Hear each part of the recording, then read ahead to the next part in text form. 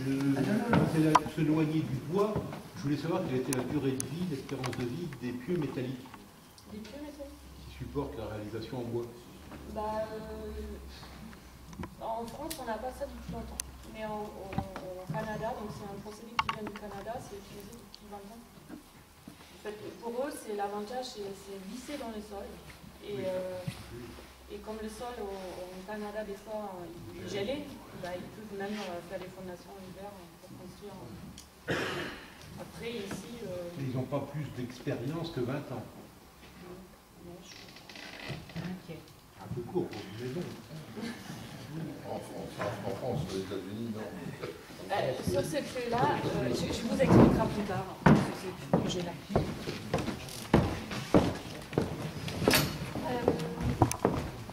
Donc je vais vous parler à la fois du matériau bois et d'exemples architecturaux piochés aussi bien en France, en tout cas dans l'architecture contemporaine, en France, mais aussi un peu à l'étranger, parce que les exemples étrangers qui sont intéressants, et l'essentiel de ces exemples sont issus d'une très très bonne revue qui s'appelle Séquence Bois, qui a été créée en 1994 et qui a promu l'architecture contemporaine en bois, et qui a beaucoup participé à l'essor de la filière bois en France. Alors j'ai appelé cette conférence matériaux bois et architecture raisonnée parce que quand on choisit le bois pour construire, ça n'est pas un choix par défaut, c'est vraiment un choix en pleine connaissance de cause, et on l'a vu avec les propos de Madame Witte, c'est vraiment avec conviction et aussi avec savoir-faire qu'on choisit de construire en bois. Donc j'introduirai mon propos par quelques atouts du bois au regard d'autres matériaux de construction. Bon, je travaille dans l'école d'architecture sur l'ensemble des matériaux. Le bois est un matériau tellement intéressant qu'il retient beaucoup notre attention, bien sûr, mais c'est aussi l'ensemble des matériaux qu'on aborde quand on regarde l'architecture. Et depuis une quinzaine d'années, je suis questionnée, comme tout le monde, par les questions de ressources, de développement durable, et beaucoup de ressources. Quand on parle matière, on réfléchit beaucoup à la ressource. Donc je vais quelques images pour comparer le matériau bois aux autres matériaux qu'on utilise beaucoup dans la construction, qui nous viennent tout simplement de l'industrie, du siècle industriel. Alors, d'abord le bois, j'introduis par le thème de la conférence, de la journée proposée, l'atelier essence. Donc, Madame Witte nous a montré le camembert là, du CNDB, les essences de bois, je ne l'apprends pas, elles sont sur la planète très très nombreuses. En France, je pense que c'est par centaines qu'on compte le nombre d'essences. Le nombre d'essences qui est utilisé dans la construction, c'est une douzaine. Une douzaine. Et alors, sans entrer dans le détail physique du bois, on voit qu'on a une structure complexe quand même avec cette matière, qui n'est pas la même pour les feuillus et pour les résineux. Les feuillus étant un peu plus complexes, puisque les fibres sont croisées dans les deux sens, alors que les feuillus, elles sont plus installées dans un seul sens. Et ce qui est intéressant enfin, une prise de conscience intéressante, c'est que ce matériau, cette matière à construire, elle vient de l'arbre. Bon, ça, Madame Witte nous l'a montré, elle y tient beaucoup. Elle a posé l'arbre tant que c'est possible, quand c'est possible dans l'architecture même. Mais c'est important quand même de se souvenir que c'est de l'arbre que vient ce matériau de construction et qu'il est élaboré dans un lieu formidable qui est la forêt. Donc l'usine de fabrication du bois, c'est la forêt. Ce sont des lieux de plaisir, des lieux de régénérescence, enfin bon, tout l'univers qui est attaché à la forêt. C'est aussi le lieu de fabrication d'un matériau de construction. Ça, je crois quand même qu'il faut bien en avoir conscience. Parce que si on regarde les autres matériaux, et je vais aller assez vite pour les matériaux majeurs avec lesquels on construit, qui nous viennent de l'industrie, bon, l'acier c'est quoi? C'est quand même du minerai de fer, des charbons, un peu de chaux aussi. Vous voyez là les tas de matières premières qui sont dans une usine sidérurgique pour élaborer l'acier. Et puis, bon, c'est quand même 1130 à 1350 degrés Celsius pour fabriquer la fonte. Ce sont d'énormes unités de production, des unités qui sont éloignées des chantiers, et puis aussi une très forte consommation d'énergie grise. Ce qu'il faut savoir aussi, c'est qu'il y a du dégagement de CO2, de gaz carbonique, qui est issu même de l'élaboration de l'acier, alors que le bois, lui, il en dégage pas, il en absorbe. Donc là, c'est un atout très important, on le sait, on l'a dit, mais quand on le compare aux autres matériaux, c'est quand même important. Et là, dans cette image de Syrie, on voit bien que le matériau qui sera présent dans la construction, il est issu de cet arbre qui vient de nos forêts. Bon, le béton, c'est du ciment d'un côté, il faut faire cuire de l'argile et du calcaire, et puis des granulats. Pour cuire l'argile et le calcaire, il faut 1000 degrés, ça s'appelle le calcaire. Et là encore, il y a du CO2 qui se dégage du process de production. Donc, encore une grande différence. Et le béton, c'est d'énormes masses. Ça signifie aussi une gestion des carrières, aussi bien des masses extraites pour l'argile et le calcaire du ciment, mais masses extraites surtout des gravillons. Il commence à y avoir des problèmes de gravillons qui se posent. On sait aussi que ce sont des matériaux lourds à transporter, donc là, beaucoup d'énergie dépensée pour le transport. Alors, même si le bois connaît des phases d'industrialisation, on n'est jamais à des taux de consommation énergétique identiques. Je parle d'énergie grise, c'est-à-dire celle qui est contenue dans les matériaux. Bon, là, on a de la colle. On évoquait la colle. C'est vrai que c'est un matériau issu du pétrole pour beaucoup. Les chercheurs du bois cherchent on l'a vu, à transformer, enfin, à substituer ces colles dont certaines sont nocives pour la santé. Là, ce sont les recherches en cours dans la filière bois. Dernier matériau, vite fait, le verre. C'est de la silice pure avec de la soude et de la chaux et d'autres composants, mais c'est aussi 1550 degrés de température, donc énormément d'énergie, des grosses unités de production qui sont très éloignées des chantiers, et là encore des carrières, exploitation de carrières. Donc là, en fait, le matériau bois, quand on regarde l'image de gauche, oui, c'est bien à votre gauche, l'image de gauche, c'est une carrière de silice qui est dans la forêt. Donc, les matériaux issus de l'industrie, ce sont des matériaux qui exploitent en creux. C'est-à-dire qu'ils ne font que creuser, et pour certains, la matière première vient à manquer. La matière première, par exemple, du cuivre, on estime qu'il n'y en a plus que pour 20 ou 30 ans sur l'écorce terrestre. Donc là, on va, même dans des choses, même pour des matériaux qui nous semblent illimités, comme le sable, on arrive à des points critiques où la ressource va manquer totalement. Alors que le bois, c'est une ressource en plein qui se renouvelle, c'est clair, on le sait tous, mais c'est une différence tellement forte et fondamentale que ça, au niveau environnemental, cette prise de conscience est majeure parfois dans les choix qu'on peut faire pour des consommations importantes qui sont liées aux quantités qui sont consommées dans le bâtiment. Voilà. Donc après cette introduction sur le matériau et les différentes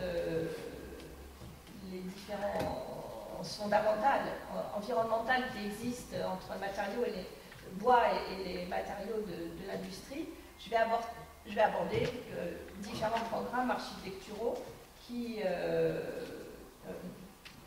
montrent les usages avec le bois. Avant bon, je ne sais pas, c'est peut-être un peu redondant de redire les qualités de la construction bois, d'autant qu'on les a déjà évoquées. Enfin, c'est un matériau qui est solide et qui est léger. 450 kg au mètre carré, léger, ça veut dire que c'est moins de fondation que les autres. Ça, c'est aussi, dans le bilan global, c'est un atout important. C'est un matériau qui résiste aux chocs et aux déformations. Donc, il se dégrade moins facilement que certains autres. Il ne casse pas forcément de la même façon. Il résiste aussi bien en compression qu'en flexion, c'est-à-dire qu'il assure toutes les parties de la construction de l'ouvrage. Il est un peu isolant. Alors, on l'a vu, si on cherche à faire de l'isolant avec du bois, on arrive à des épaisseurs. Il est un peu isolant. Et cette petite isolation est intéressante parce qu'il va éviter les ponts thermiques quand on l'associe aux isolants. Il est chimiquement résistant. Ça, c'est intéressant pour certains types de bâtiments où on a du sel, où on a des agressions chimiques. Alors, et son hygroscopie peut être aussi intéressante dans la construction parce qu'il absorbe, ces fibres creuses absorbent la vapeur d'eau qui peut en saturation qui peut être dans le local à un moment, et puis la restitue gentiment. Donc en fait, il fait un petit peu tampon hygroscopique pour la qualité de l'air, ce qui fait une ambiance interne intéressante. Quand on ne lui en met pas, il ne contient pas de substances toxiques, comme par exemple le PVC qui en brûlant peut être mortel. C'est un atout important pour la santé. L'autre intérêt pour la construction, c'est la filière sèche, avec tous ces aspects de mutabilité et d'évolution d'une construction en bois, bon, comme une construction métallique, hein, puisque là, c'est monté, c'est boulonné, bon, facile à travailler, il se prête bien à la préfabrication des chantiers. Voilà, là, je pense que c'est peut-être pas la peine que je développe ça. Et puis l'autre aspect qui a été montré par Madame Witte, c'est la combustion lente, et il est très apprécié des pompiers. Donc là, c'est un matériau qui brûle, évidemment, c'est un combustible, mais il a une résistance au feu qui est intéressante en forte épaisseur. Voilà, donc je vais maintenant aborder divers programmes architecturaux, et vous allez voir que dans ce panel que j'ai choisi, on est souvent face à des architectures qui sont en symbiose avec leur milieu, en empathie avec leur milieu. Et on l'a vu aussi dans le propos de Mme Witte, c'était aussi, et même de l'intervenant précédent, il y a cette question d'amour, quand vous parliez de mariage, monsieur parlait de mariage, mais en tout cas d'amour et d'empathie. Et ça, le matériau bois est assez fortement, suscite fortement disons, ces affections. Alors je vais commencer par des exemples un peu surprenants, puisque ce sont plutôt, on va dire, bon, c'est pas une grosse infrastructure, là, c'est un petit chemin, mais d'infrastructure. En fait, on construit des ponts routiers en bois, Là, la résistance mécanique évoquée là, tout à l'heure pour porter le poids roulant, en fait, oui, il y a une très très forte résistance mécanique du matériau. Bon, je ne vous montre pas là, les exemples de pont routier, je montre plutôt des choses qui sont plus proches de l'environnement de la Sologne. Là, c'est un parc aménagé en Bretagne, 40 hectares d'un parc. Bon, là, on ne le voit pas, mais c'est assez près de la ville.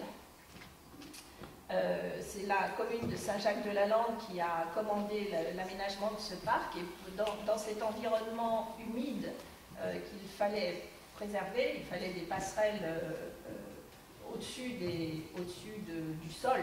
De toute façon, sur le sol, on ne peut pas forcément marcher partout. Donc là, c'est un ensemble de passerelles construites sur la lande avec des petits observatoires et des aires de repos. Bon, un lieu de loisir hein, pour profiter de ce parc de 40 hectares.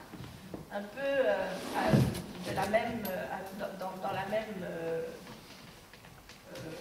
comment dire, même esprit, il y a un chemin sur l'eau au lac de l'Essonne. Donc là, c'est vraiment le maître d'ouvrage, c'est la communauté d'agglomération des lacs de l'Essonne qui a souhaité mettre en valeur pour le loisir ces lacs.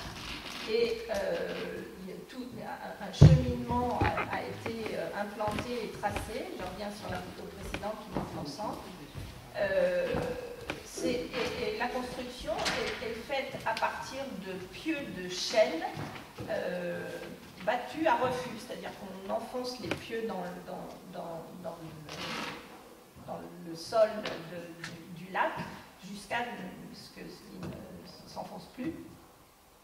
Et puis ensuite, vous voyez, le tablier a été moisé sur les poteaux. Et ensuite, ce sont des lattes de chêne qui font le plâtrage.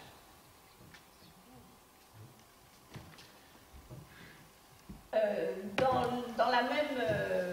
le même thème que ces chemins pour observer la nature et profiter de la nature, là, cet observatoire à oiseaux, assez surprenant, qui est battu, qui a été construit comme ça en porte-à-faux. C'est un porte-à-faux de 12 mètres, au-dessus, sur une berge de l'Erbre, qui est le fleuve qui coule dans la capitale du Rioja en Espagne, qui s'appelle la capitale, et là j'ai perdu son nom. Et vous voyez là cette construction qui projette le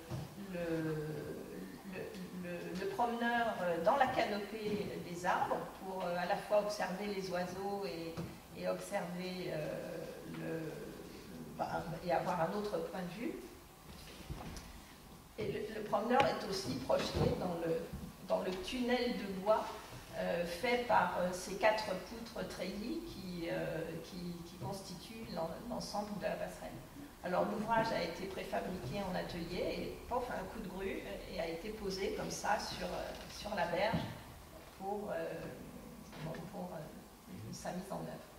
C'est aussi le très gros atout du matériau préfabricable et pas trop lourd pour pouvoir être comme ça mis en œuvre rapidement sur le chantier. Alors maintenant j'aborde des bâtiments de plus petite importance, enfin celui-là ne l'est pas tellement.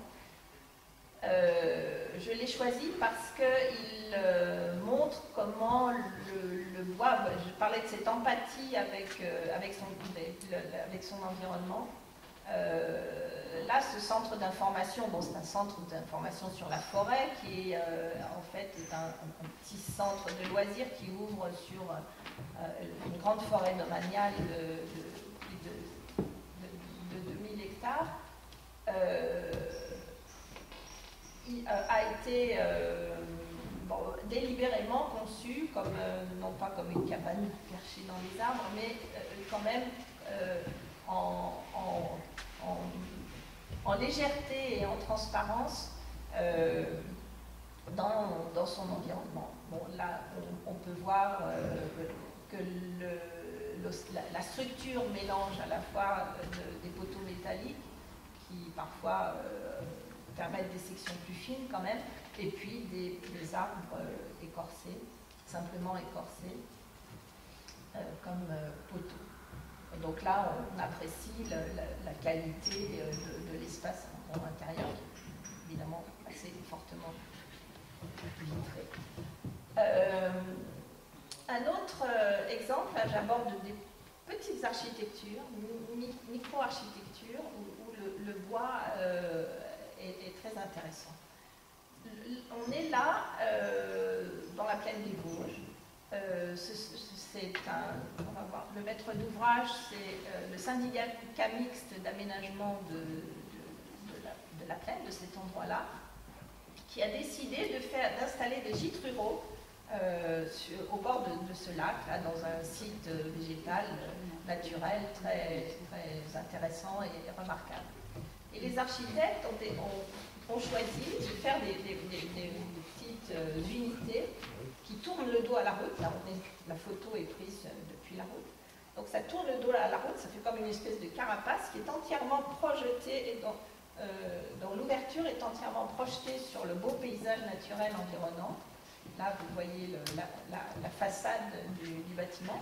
Et donc là, ces petits logements conçus en longueur, on le voit dans la coupe, sont posés sur des pieux d'acacia, parce que c'est un sol, on est au bord du lac, hein, c'est un sol un peu instable, et puis les architectes souhaitaient préserver aussi la qualité naturelle du sol. Donc des pieux d'acacia, et on voit bien, là la coupe montre bien un plancher bois, et ensuite l'ensemble est recouvert de petites lattes, non pas petites, hein, de lattes de châtaignier assez importantes, qui recouvrent les murs et la toiture, l'étanchéité en toiture étant assurée par un film étanche. Autre petit bâtiment comme ça ce type de dimension, la maison forestière, une maison forestière bâtie dans les Côtes-d'Armor, qui avait vocation à montrer l'intérêt de la construction en bois. Donc vous allez voir, les partenaires, ce sont Abibois et le CAUE des Côtes-d'Armor, qui ont donc, à l'occasion d'une manifestation sur la forêt, décidé de bâtir un petit prototype pour montrer l'intérêt du bois. Alors le prototype a été préfabriqué à partir de modules qui font la largeur du panneau OSB 125, qui fait le contreventement des panneaux, et a été assemblé par les compagnons du devoir, par des compagnons du devoir, là, qui ont monté rapidement cette petite halte forestière. Le but aussi de la démonstration était de montrer la réversibilité de l'équipement, puisqu'il a été démonté et remonté ailleurs. Alors on voit bien là sur cette photo la couverture, qui est la couverture de la première version, c'était du polycarbonate. Le bardage, c'est des petites lattes de châtaignier. Et à la deuxième version, quand ils l'ont reconstruit, ils ont recouvert le polycarbonate. Alors, je ne sais pas comment ils ont fait pour ne pas le percer. Là, je n'ai pas eu les détails. Ils ont recouvert le polycarbonate de lattes de châtaignier.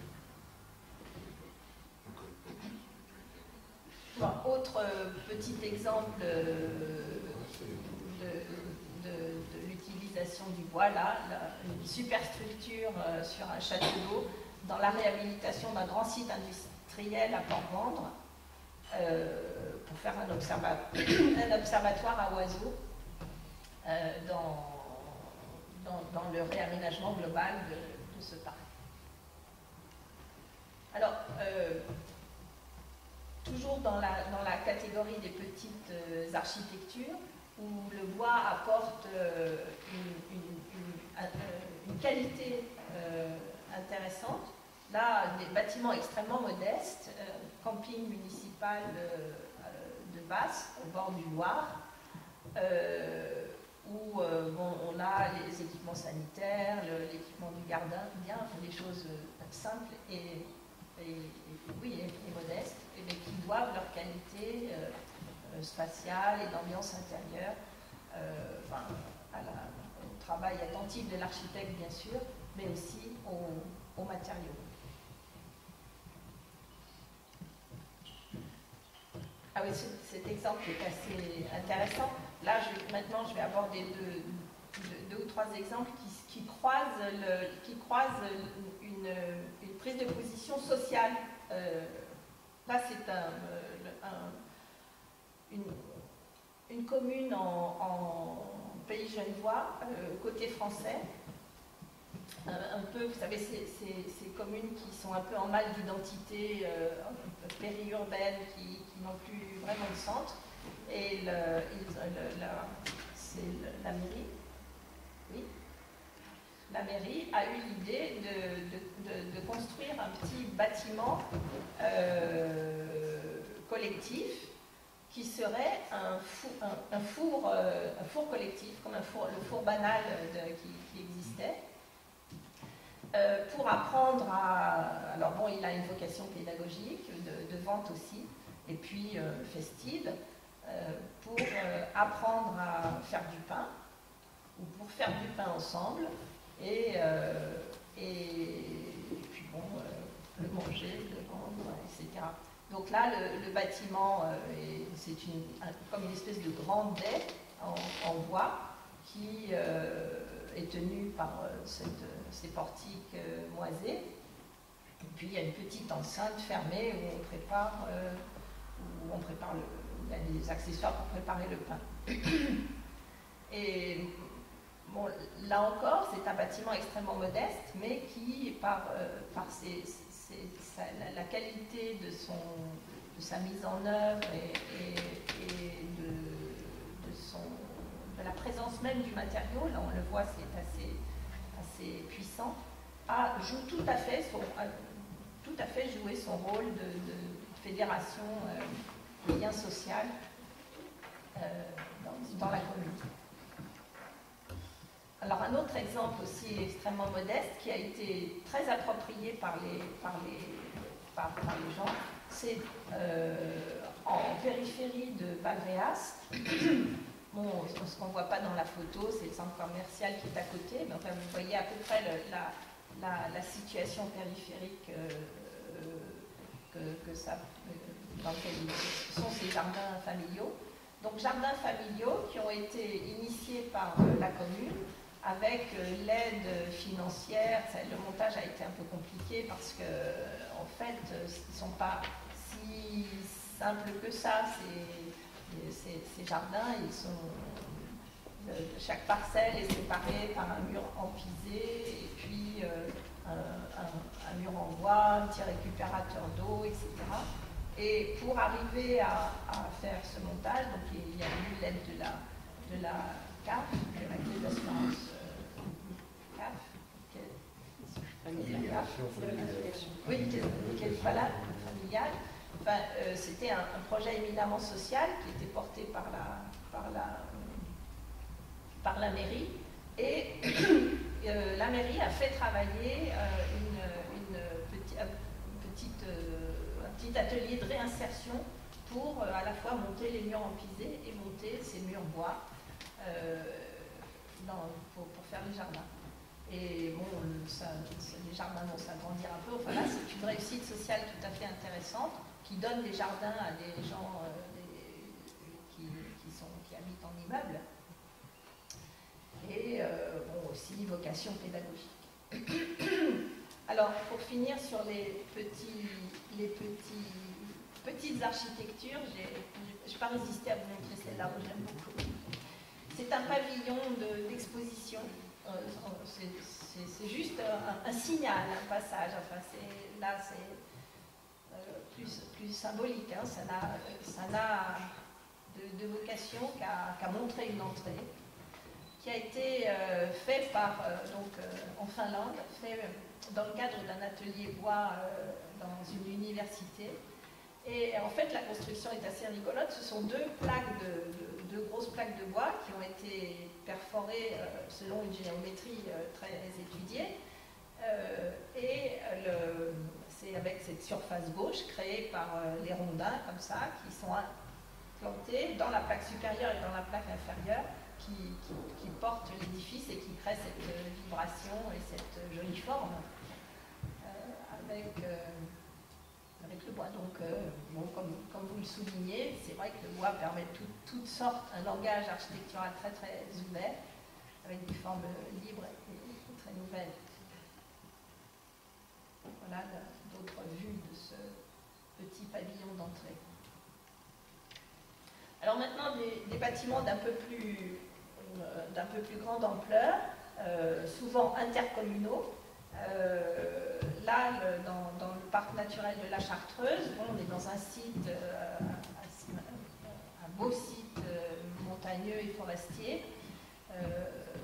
C'est les architectes Ardeca qui ont construit ça, qui ont été vraiment attentifs à d'une part soigner la lumière et l'ambiance intérieure de cet équipement collectif.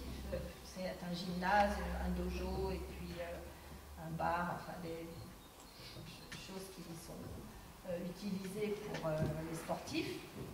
Et vous voyez là une charpente conçue avec Jacques Anglade, qui est un grand ingénieur bois qui travaille en France en ce moment. C'est une nappe assez savante qui évite les points porteurs, enfin, qui reporte les charges en périphérie, et il n'y a même pas de charge aux angles, de descente de charge aux angles. Assez commun et banal, les centres d'accueil de la petite enfance, là, sont tout à fait, gagnent très, très fortement, qualitativement, avec le bois. Je n'ai pas mis de photo intérieure, c'est là que ce sera intéressant. Mais bon, là, on voit le travail à l'échelle domestique qui est aussi permis avec le matériau, et la chaleur du matériau sont très appréciés dans ces programmes de la petite enfance.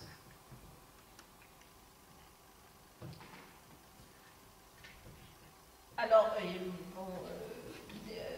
des portées un petit peu plus importantes, là, cette halle couverte près du mont Égual, bâtie avec des poteaux, là ce sont juste des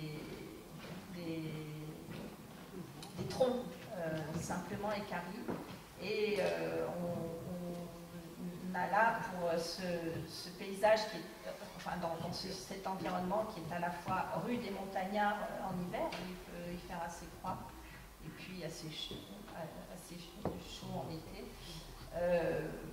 Un travail un peu rustique de la matière, mais très soigné des assemblages, et là le bois, l'ensemble de la construction est assuré avec le bois. La petite résille qu'on voit en façade sur le pignon, en fait, est faite pour adoucir la trop forte luminosité. Et vous voyez le très fort débord de la couverture est là pour protéger le bois du soleil et des intempéries, pour en assurer une meilleure durabilité. Donc divers équipements qui sont très installés dans leur territoire, comme la maison du Münster, qui est là pour valoriser la fabrication du fromage en master. Et c'est un agrandissement. Les architectes ont choisi de construire en bois, enfin avec leur maître d'ouvrage, ont choisi de construire en bois pour cet agrandissement avec des formes, bon, on voit, je n'ai pas mis beaucoup de photos, mais enfin vous le voyez là, avec des formes qui reprennent le vocabulaire traditionnel de la région. Et là, le matériau est d'évidence très présent à l'intérieur, est là pour assurer la chaleur et un peu la résonance aussi avec le milieu forestier environnant. Encore une autre, là c'est en pays sévenol et l'utilisation du bois est assez... Bon, la vocation de ce bâtiment c'est pour valoriser les produits des agriculteurs bio qui sont dans un périmètre assez voisin de cette installation. Donc c'est une boutique. Et ce qui est intéressant dans ce bâtiment, c'est que les poteaux assurent la vitrine. Donc là, on le voit bien sur le chantier. Les murs sont constitués de poteaux un peu particuliers qui ont plutôt la forme de planches, de grosses planches, mises en épi comme ça, qui portent les fermes et qui sont aussi des éléments de vitrine, d'exposition, de rangement. Avec un joli détail de charpente à entrée retroussée pour bien dégager le volume global. Donc là encore, on voit la minutie du travail du charpentier et l'intérêt pour mettre en valeur les assemblages, les différentes sections de bois et le grand registre de mise en œuvre. Voilà, donc en fait, les qualités de l'architecture en bois, vous les avez déjà vues par l'ensemble de ces exemples, je vais les résumer, mais elles sont aussi dues à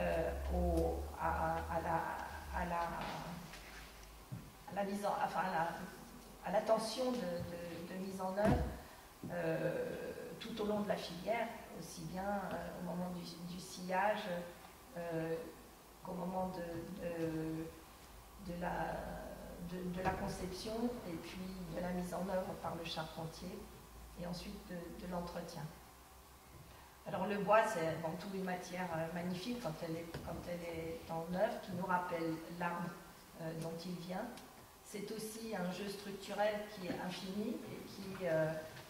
bon là, on a encore une charpente de Jacques Anglade qui fait des choses vraiment étonnantes.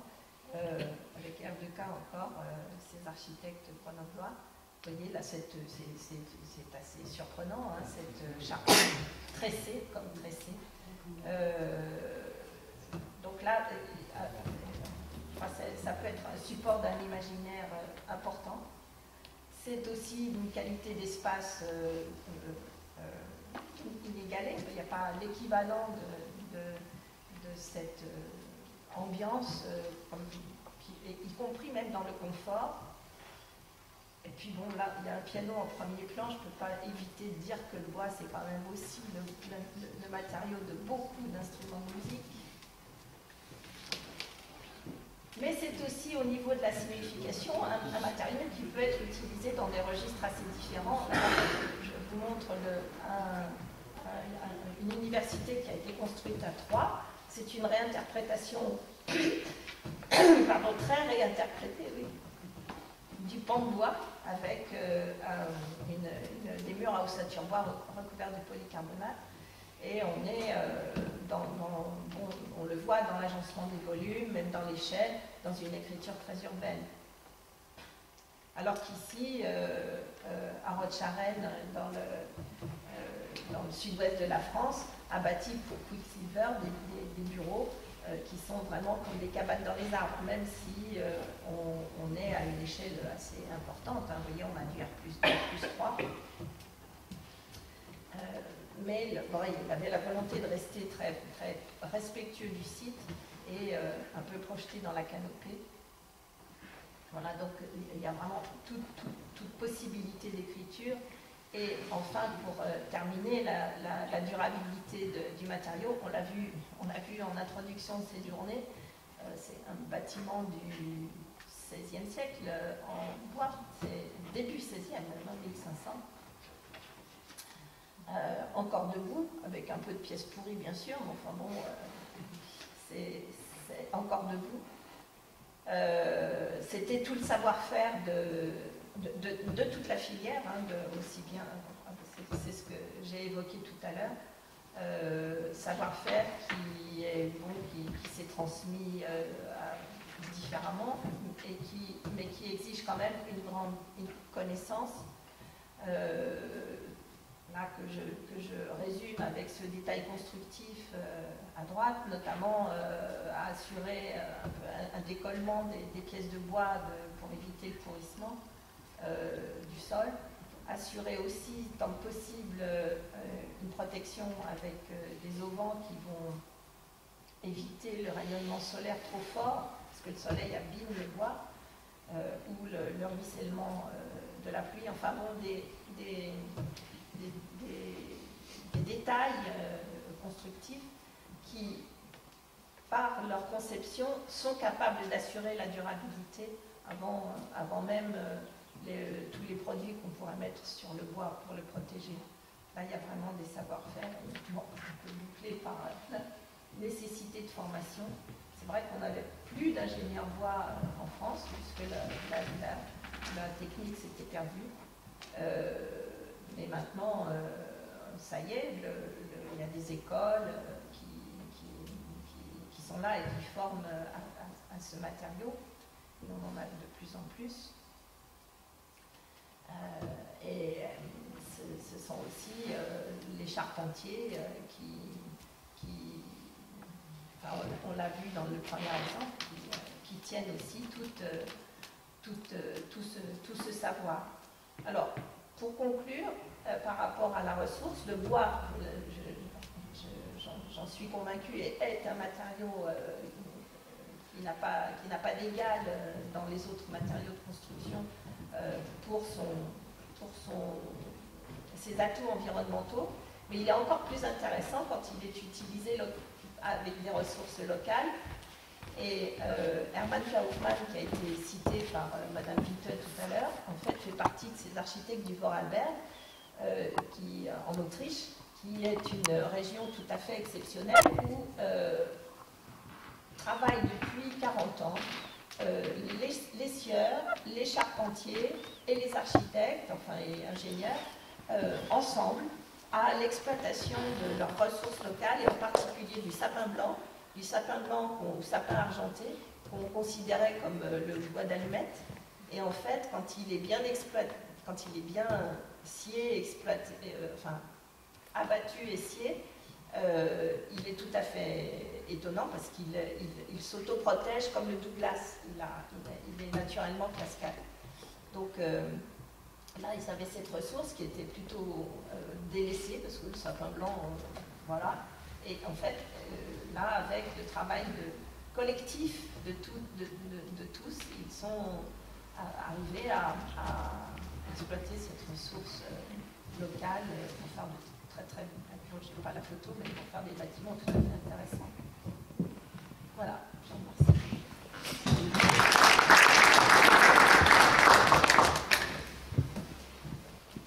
Avons-nous des questions? Parce que devant ce florilège proposé, on est parti du gisement et de la permanence du gisement. Madame Hayet le soulignait, les gisements des autres matériaux, on le voit avec les carrières, les sablières, on le sait en région centre, il y a des carrières et sablières, enfin carrières pour le ciment, hein, qui sont en phase de fin de vie. grands groupes le savent. Les carrières sablières, on les a dans tous les vals, dans tous les veaux de rivière que l'on a là, que ce soit le Cher ou l'Inde, donc on est en baisse de ressources. Et puis la législation fait aussi que les premières vallées ne sont plus exploitables. Donc le matériau bois a la particularité d'avoir ce gisement renouvelable qui est celui, alors, aussi bien en Grande Sologne que dans le Fort Albergue, il y a des moyens. L'autre caractéristique que vous avez soulignée, qui est intéressante, c'est notamment pour les élus locaux, dans le florilège que vous avez proposé, c'est la capacité de s'adapter à des projets de différentes dimensions et de différents objets, et différents finalement challenges. Un point important qui est intéressant pour nos collectivités locales par rapport à ce qui devra être travaillé notamment dans le cahier des charges qui a été repris tout à l'heure par Madame Vité, c'est un des aspects que vous avez montré, c'est les cahiers des charges dans lesquels il y a des intervenants qui peuvent être aussi des moyens d'insertion ou en tout cas de projets sociaux, sans que ce soit des projets de très grande ampleur. Et ça c'est important pour nos collectivités territoriales.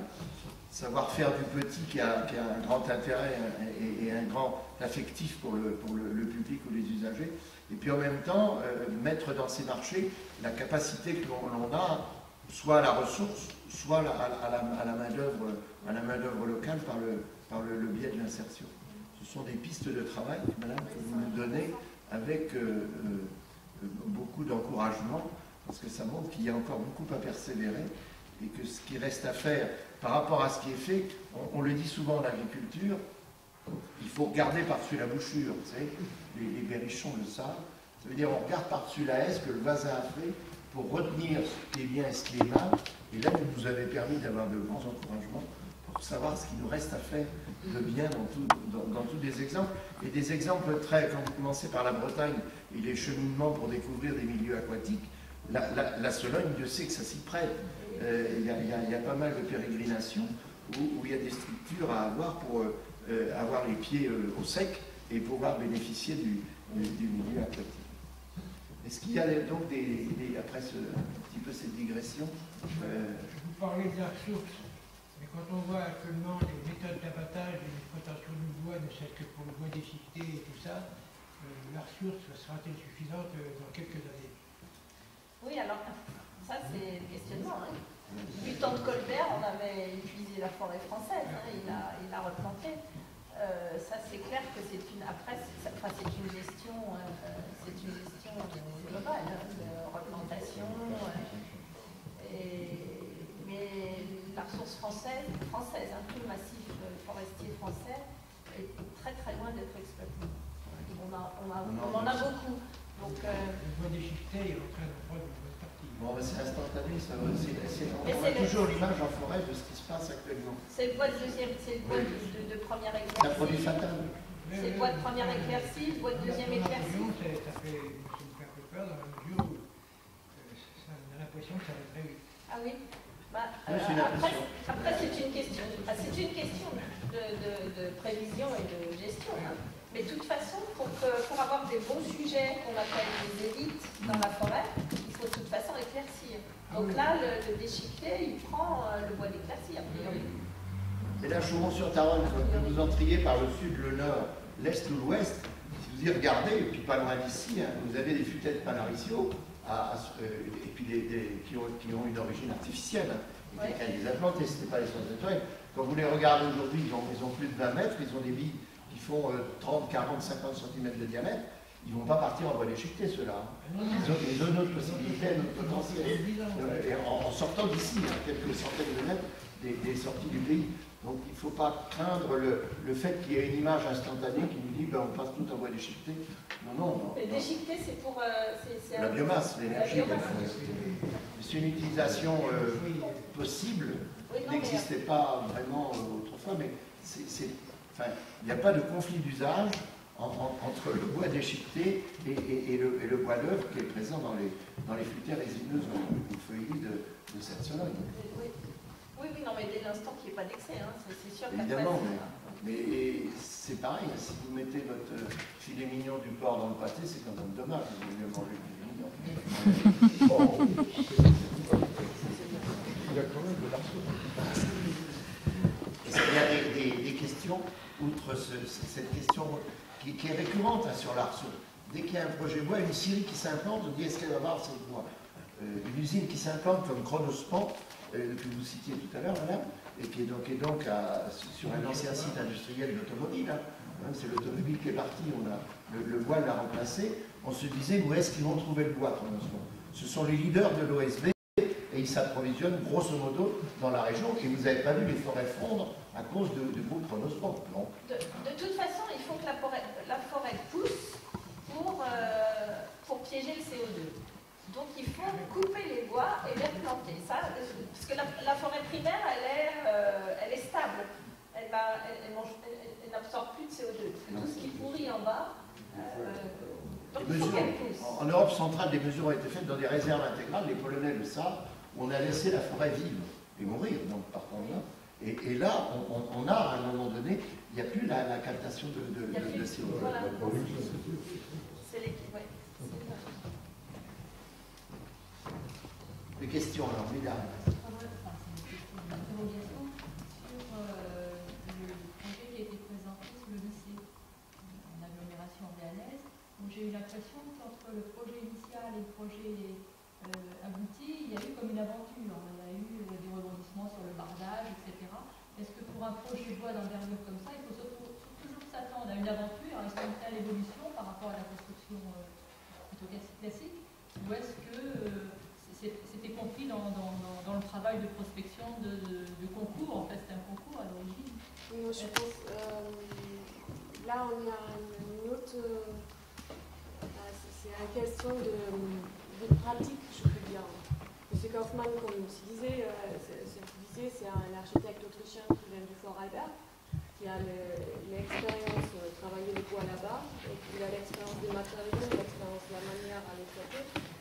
Et après, on a transposé tout son savoir-faire en France.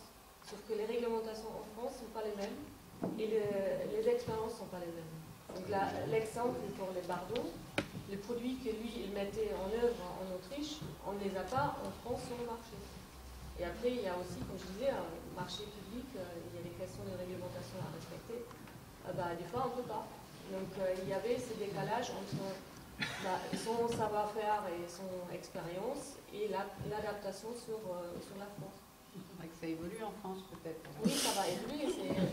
Justement, j'aime bien cette expression de regarder de l'autre côté à la bouchure. Donc on voit qu'est-ce qu'ils font, pourquoi pas.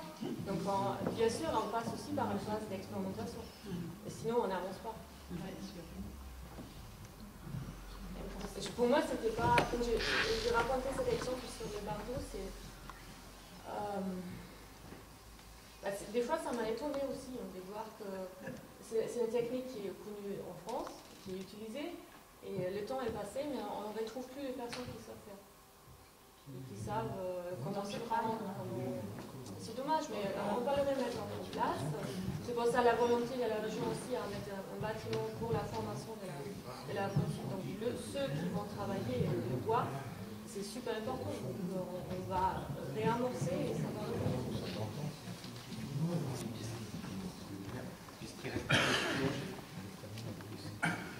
Je vais juste rebondir, ouvrir pour le troisième atelier qui portera lui, et c'est la suite de cet échange, c'est-à-dire cahier des charges, préconisation, prescription, législation, comment tout ça peut se combiner, à la fois sur l'insertion et sur l'usage des matériaux locaux, et en même temps un volet qu'on adapte, parce que les ateliers évoluent en fonction des échanges, qu'on souhaite développer sur l'économie globale du projet.